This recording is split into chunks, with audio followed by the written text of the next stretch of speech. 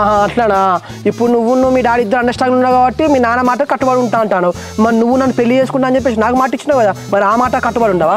ఇగో రాఘవ, నువ్వు ఏది మాట్లాడాలనుకున్నా వచ్చి మా నాన్నతో మాట్లాడు. మా నాన్న డెసిషన్ మీద నేను కట్టుబడి ఉంటా. ఇదే నా ఫైనల్ డెసిషన్. సరే జానకి, అయితే నేను ఇప్పుడే బిట్టు కానీ సూర్య కానీ శంకర్ కానీ ముగ్గురు తీసుకొని వచ్చి డైరెక్ట్ మీ అయ్యతో మాట్లాడతా. నువ్వు అక్కడ కనుక మళ్ళీ రివర్స్గా మాట్లాడాలనుకో ఆ మెడల్ నా సున్నితోటే ఊరేసి చంపుతా. అదే నీ చేతులు సావడానికే కదా మా అయ్య 20 సంవత్సరాలు పెంచి పెద్ద చేసింది. సరే జానకి, వెళ్ళి మీ అయ్యకి చెప్పు అల్లుడు ఇంటికి వస్తానని చెప్పేసి. Love you Janaki.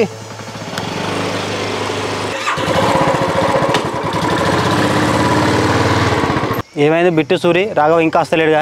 ఇక వాళ్ళిద్దరు ఏం మాట్లాడుకుంటారో ఏమో. కుంప చేసి వాళ్ళిద్దరు అయితే గొడవ పడట్లేదు కదా. మళ్ళీ వాళ్ళిద్దరు గొడవ పడితే మనం ఏం చేసేది ఉన్నది? వాళ్ళు మంచిగా ఉంటాడు కదా, మనం ఇంటికి ఏమైనా మాట్లాడేది.